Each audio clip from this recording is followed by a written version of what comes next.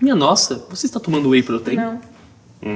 Vocês lembram quando a gente fez um vídeo aqui sobre animações japonesas indicadas ao Oscar? Pois bem, nesse vídeo a gente falou um pouco mais sobre a Viagem de Chihiro, não é mesmo? Sim, e a Viagem de Chihiro é até hoje a única animação não estadunidense a ganhar um Oscar, e quando saiu, passou o rodo em mais um monte de prêmio, como o Urso de Ouro, o Critics' Choice Award e um monte de outras coisas. Coisa boa é assim mesmo, né? Bom, naquela época a gente perguntou pra vocês se vocês queriam um vídeo tudo sobre de Chihiro aqui, né? E a resposta foi realmente impressionante. Olha Sim. isso, quantas mensagens de pessoas pedindo. Então, como dizem por aí, como a voz do povo é a voz dos deuses, hoje a gente vai falar tudo sobre a Viagem de Chihiro. Ou fingir que é tudo, porque milhares de interpretações são sempre abertas e muito bem-vindas, e quanto mais atenção uma obra consegue, mais visibilidade e leituras incríveis se tornam possíveis. Não é uma lista definitiva. Não. É um apanhado de coisas interessantes sobre essa linda obra. Funko Pop! Quem nunca viu um vídeo da série Tudo Sobre pode chegar desavisado aí nesse lindo canal, então a gente vai aqui dizer pra vocês o que é. Esse vídeo ele tem muitos spoilers, esse vídeo é uma pequena análise de alguma obra específica. A gente já fez aqui de Evangelion, já fez sobre Akira, de Cowboy Bebop, e agora é a vez desta glória que é a Viagem de Chihiro, que é um filme lindo, é um filme especial, é um filme que marcou presença na infância de todo mundo. A gente vai começar pelo enredo. Uma menina de 10 anos chamada Chihiro tá de mudança pra outra cidade com os pais. E ela não tá nem um pouco animada com isso e fica o tempo todo reclamando que não queria ir. Eu me mudei muito de casa, então eu entendo. Eu também nessa exata idade eu estava passando pela mesma coisa. Minha mãe é uma cigana, Foi meu uma Deus bosta. do céu, conhece São Paulo inteiro, tanto que eu me mudei. Parece militar. O pai dela acaba pegando uma entrada que não devia e ele vai parar na frente de um túnel muito escuro. Eles atravessam esse túnel a pé e vão parar no que parece ser um parque de diversões abandonado muito macabro. Então os pais da Chihiro veem uma barraca cheia de comida, sentam pra comer e falam: a gente paga quando os donos aparecerem. E a Chihiro não se sente nada confortável com isso e vai explorar o ambiente. Nisso começam a aparecer uns espíritos cada vez mais reais e quando a Chihiro volta, os pais delas viraram porcos, que é uma das cenas mais assustadoras de todos os desenhos que eu já vi na minha vida. Ela fica muito assustada, assim como a gente. Ela corre e percebe que tá desaparecendo, que as suas mãos estão ficando transparentes e que o bicho tá pegando. Sim, ela só consegue não desaparecer porque é ajudada por um menino chamado Haku, que diz que ela precisa conseguir um emprego na casa de banhos da Yubaba. Depois de ser ajudada por algumas pessoas, ela acaba conseguindo esse tal emprego. Mas a condição da Yubaba para contratar a Chihiro é que ela abre a mão do próprio nome, então ela passa a se chamar Sen, que é outra leitura para o primeiro kanji do nome dela.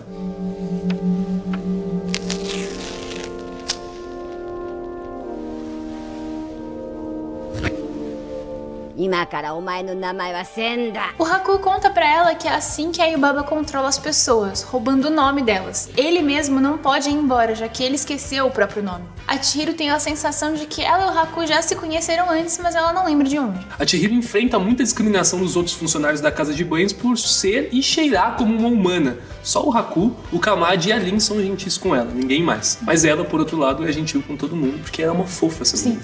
Ela vê uma figura bizarra do lado de fora e, achando que é um cliente, convida ele pra entrar. E esse é o Sem Face, que passa a ser uma figura que ronda a casa de banho e que fica bem importante depois. O primeiro cliente da Chihiro é um espírito do fedor, que é um bicho nojento, gigantesco, uma nhaca só, que ninguém queria dar banho nele, né? Ninguém queria trabalhar com ele. Eles empurram ela pra fazer isso. E ele fica soltando sujeira por onde ele passa, ele tem um cheiro horroroso e natural que ninguém queira dar banho nele. Ela acaba aceitando essa tarefa e se empenha tanto em limpar o treco que acaba descobrindo que ele não é um espírito do fedor, e sim o Kami de um rio que foi tão poluído que ficou daquele jeito. Quando ela finalmente consegue tirar toda a sujeira de dentro dele, ele volta a ser um rio e vai embora, mas não sem antes dar um presente pra Chihiro, né? Um bolinho emético, ou seja, um bolinho que faz vomitar. Ó, meio Harry Potter isso. Parece um presente horroroso, né? Pior do que quando sua tia te dá meia de Natal ou coisas piores do que meias, coisas que eu já recebi de minha tia. Mas vai ser muito útil, né? Por incrível que pareça, mais pra frente isso é de fato útil. Bom, nessa mesma noite o Sem Face começa a imitar o ouro que a entidade do rio deixou e com isso ele vai enrolando o funcionário da casa de banho até engolir.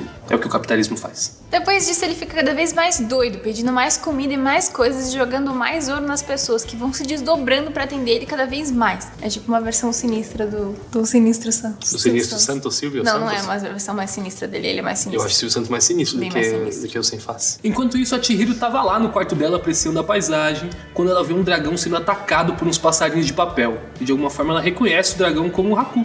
e ajuda a se livrar dos passarinhos, mas ele já tá muito feliz. Sim. Ele sai voando lá pro andar mais alto onde mora a Yubaba e a Chihiro vai atrás. Nisso ela passa pelo sem face já totalmente desfigurado. Ele oferece ouro pra ela, mas ela agradece, recusa e segue seu caminho, o que faz com que ele fique extremamente furioso. Como assim não vai aceitar meu ouro, cara? Filha da p... Tá me tirando?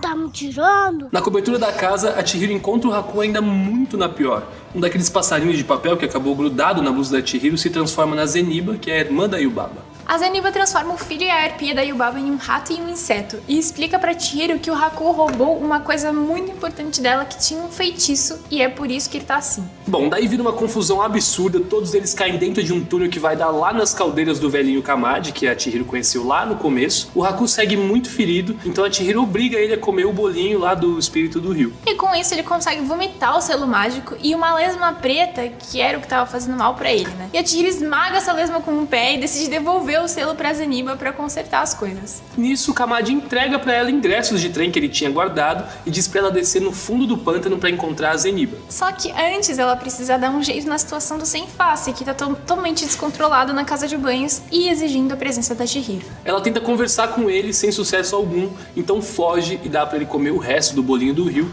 o que faz com que ele comece a vomitar tudo que ele comeu, incluindo as pessoas, e ele vai diminuindo durante essa perseguição. Quando finalmente chegam lá fora, ele já voltou ao normal e voltou a ser aquele espírito tranquilo que só faz barulhinhos esquisitos. E juntos, a Chihiro, o rato, o mosquitinho e o sem face pegam o trem pra casa da Zeniba. Que trupe, hein? A Zeniba recebe a galera em casa e conta que aquela lesma preta era o que a Yubaba usava pra controlar o Haku e que agora esse controle se quebrou. A Chihiro devolve o selo que era da Zeniba, né? Fala, toma esse negócio aí. Enquanto isso, na casa de banho, a Yubaba fala pro Haku que vai mandar executar os pais da Chihiro. Mas o Haku revela que o filho da Yubaba transformado foi com ela e que se os pais da Chihiro morrerem, ela nunca mais vai ver essa criança de novo. Tranquilo, assim, é uma coisa leve pra uma criança lidar. A Yubaba acaba concordando em deixar a Chihiro embora, mas ela tem que passar num teste final pra isso. Então o Haku vira dragão de novo e vai lá buscar ela. O sem face decide passar a viver com a Zeniba e fica por lá mesmo. E a vida segue feliz. No caminho de volta pra casa de banho já, né, sendo levada pelo Haku, a Chihiro se lembra que quando pequena ela caiu dentro do rio Kohaku, mas foi levada pra margem pela água. Ela diz pra ele que acha que ele era o rio, e é por isso que ela tem a sensação de conhecer ele desde sempre. Isso faz com que o Haku se lembre de quem ele é, quebrando, né, a maldição que a Yubaba colocou nele. Quando eles voltam pra casa de banho, a Yubaba diz que a Chihiro pode ir embora se conseguir adivinhar quais porcos são os pais dela. Depois de pensar, a Chihiro adivinha corretamente que não era nenhum daqueles e o contrato que ela assinou se queima. O Haku a leva de volta até o rio, diz que ela não pode olhar pra trás e que eles vão se reencontrar. Na boca do túnel, a Chihiro reencontra seus pais, né, que não tem memória nenhuma de tudo que aconteceu, e juntos eles atravessam de volta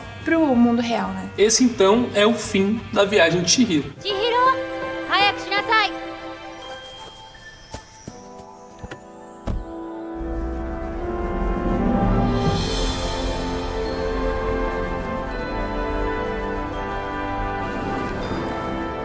Tá, mas calma, o que foi tudo isso, né? Qual que é a mensagem do filme? Que história é essa? Que história é essa? Bom, assim como todas as grandes obras, Chihiro pode ser lida de mais de uma maneira. É muito comum ser comparado com Alice no País das Maravilhas ou com o Mágico de Oz, né? Que é essa abdução. Isso porque o filme mostra uma viagem de transformação dessa menina mimada e reclamona numa pessoa capaz de se virar sozinha, que é uma ótima lição pra molecada que tá assistindo. A Chihiro é baseada na filha de um amigo do diretor, o Hayao Miyazaki. E ele conta que a cada cena ele se perguntava o que uma menina de 10 anos como ela faria. Talvez seja por isso que a Chihiro pareça tão real, né? E tão fácil de se identificar. Eu, pelo menos, me identifiquei muito com ela quando eu assisti no cinema. Bom, então no nível mais básico, essa é a história de uma garotinha aprendendo a ser independente. Mas o que é interessante é como ela faz isso, né? Que é a grande mensagem que o Miyazaki quer passar em A Viagem de Chihiro. Todo mundo nesse parque dos espíritos é mágico, tem poderes, faz coisas incríveis. E o que a Chihiro tem é basicamente bondade, coragem e gentileza, né? E é só com isso que ela resolve todos os problemas de todo mundo, né? Quando o Haku diz que ela precisa arranjar um emprego pra não sumir, ela vai até as caldeiras do Kamadi e ajuda uma das criaturinhas a carregar um carvão. O Kamadi acha a Chihiro muito legal por essa atitude dela e concorda em ajudar ela a chegar até a Yubaba. A grande mensagem do filme é que a gentileza, a bondade e a boa educação vão te levar mais longe do que qualquer poder. O que é uma coisa maravilhosa pra ensinar pra meninas de 10 anos, né? e para pessoas em geral. É tocante justamente por isso. Uma lição para a vida. E uma curiosidade que é bem interessante é que o Miyazaki não escreve roteiros. Ele tem a ideia e ele vai fazendo direto no storyboard, e aí pouco depois eles começam a animar antes do storyboard estar pronto. E é isso. Enfim, não tem um processo criativo de fazer o roteiro e a partir daí desenvolver as coisas. Isso é genial. Eu acho interessante porque a simbologia vai sendo criada enquanto você faz o processo todo. Ele diz que não escreve filmes lógicos e racionais, e sim que ele abre a porta da emoção e deixa a história levar ele pra onde ela precisa ir. Bom, inclusive tem até uma citação famosa dele que diz: não sou eu que faço o filme faz a si mesmo e eu não tenho escolha se não seguir. E talvez seja por isso que, apesar desse filme não ter um arco narrativo muito bem definido, né, ele toca muito fundo na nossa alma, ele é realmente muito verdadeiro.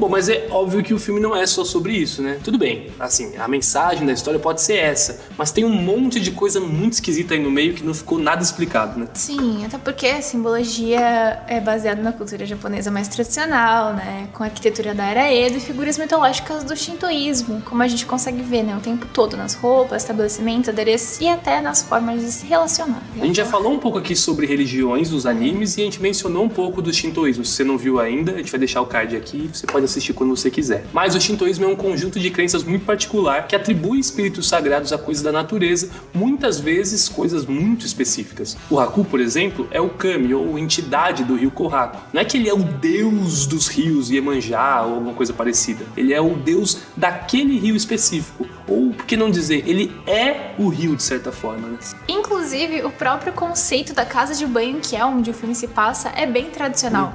E foi uma coisa que caiu em desuso nos últimos 50 anos, mas que era muito comum desde a era Edo no Japão. Então dá pra ver que o filme evoca muito uma nostalgia de um Japão que já passou e que o Miyazaki contrasta o tempo todo com o novo Japão ocidentalizado e capitalista, né? Antes que você nos chame de comunista e feche o vídeo, saiba que não é a gente que tá falando, é o próprio Miyazaki. Logo quando a Chihiro e os pais atravessam o túnel, o pai comenta que deve ser um parque de diversões abandonado e que eles construíram muitos desses aí nos anos 80. Os anos 80 foram bem quando o Japão estava em crescimento econômico exponencial, logo antes da bolha estourar nos anos 90.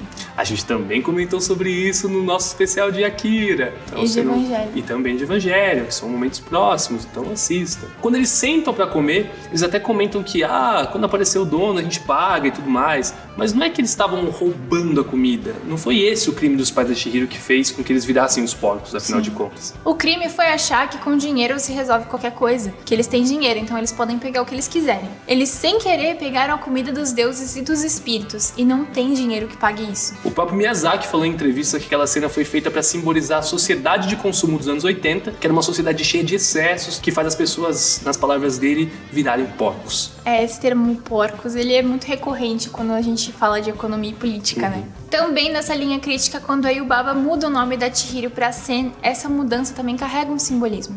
Isso porque tanto o Chi de Chihiro quanto Sen significam 1000. Mas o outro kanji do nome dela significa busca ou procura. Então quando a Yubaba renomeia a Chihiro, ela tira o kanji de procura e a reduz a um valor numérico, que também tem a ver com o capitalismo. Isso parece bobo, mas é muito significativo. A questão do nome é muito importante e muito trabalhada no filme como um significante da identidade mesmo. Na cena em que eles limpam o kami do rio, a gente também é lembrado do quanto a nossa sociedade consumista impacta o mundo, mesmo lá no mundo dos espíritos. O rio foi completamente poluído por um monte de tralha. Sim, isso também é um tema recorrente nos filmes do Hayao Miyazaki. Sim. De qualquer forma, apesar desse suposto saudosismo presente no filme todo, com essa noção de um Japão antigo de coisas encantadas, o Miyazaki não se limita a opor um Japão antigo bom com um Japão ocidentalizado mal. Não é exatamente essa a ideia. Afinal, a casa de banhos onde a Chihiro trabalha também é um lugar onde as pessoas são gananciosas e muitas vezes bem cruéis. 何をグズグズしてたんだいこのままじゃ大損だあいつをおだてて絞れるだけ金を絞り出す Isso fica muito claro no episódio do Sem Face, que é um espírito que absorve as vontades daqueles que estão ao seu redor. E é por isso que quando ele tá perto da Chihiro e da Zeniba, ele é uma criatura tranquila e gentil. E quando é exposto ao ambiente de cobiça da casa de banhos, ele vai perdendo esse controle. Então a questão não é idealizar o Japão antigo, mas é aceitar que a história e a cultura do seu país são importantes na formação de uma identidade, mesmo que o mundo esteja cada vez mais globalizado. É nesse sentido que a história da Chihiro se torna menos uma viagem pessoal e mais uma busca coletiva de identidade, principalmente para os japoneses.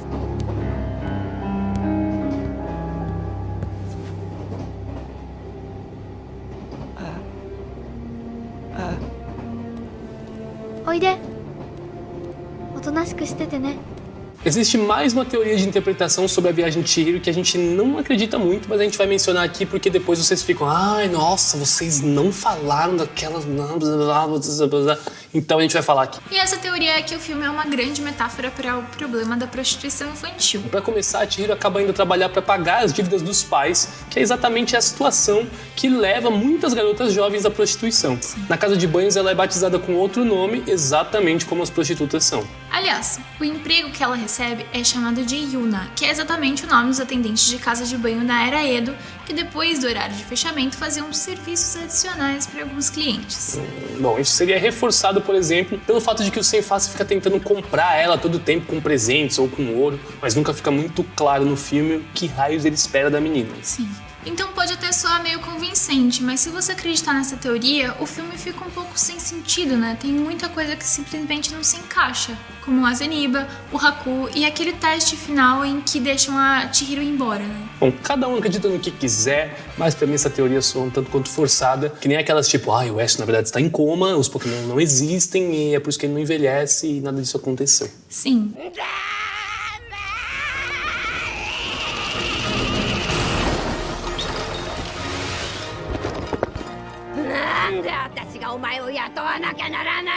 E aí, vocês gostaram desse vídeo? Agora um recado que também é bem importante. A gente queria recomendar pra vocês o vídeo super sensível do canal Entre Planos, em que eles discutem o conceito de vazio nas obras do Miyazaki. É um papo super cabeça, muito legal. E vocês entrem lá, apoiem o canal, se inscrevam, dê like no vídeo, passe pras pessoas, não é? Sim, isso mesmo. E se inscrevam também aqui no Bunka Pop, Por se vocês favor. ainda não forem inscritos, deixem like. Escrevam nos comentários quais são os próximos temas dos Isso é tudo sobre que a gente importantíssimo. quer fazer. Indiquem outras coisas, a gente tá sempre lendo. E vocês sabem, né, que quando a gente combina, né, pergunta alguma coisa pra vocês, a gente eventualmente acaba fazendo Você um vídeo. viu? Pode demorar, mas a gente faz. Foi promessa de dedinho, assim, de gostar de falar, a gente vai fazer e fizemos aí, mano. Então a gente vai fazer. Sigam a gente nas redes sociais, a gente faz muitas coisas legais, participo de podcasts. Então, se você não sabe que eu faço isso, tá aqui no link na descrição. Tá vacilando aí, não seguiu ainda por quê, irmão? É isso, é nóis. Seja jovem. Seja ousado como um jovem e sábio como uma pessoa que já viveu um pouco mais na vida e sabe o que está fazendo. Isso, fica em casa, beba vinho e assista desenho. Tchau!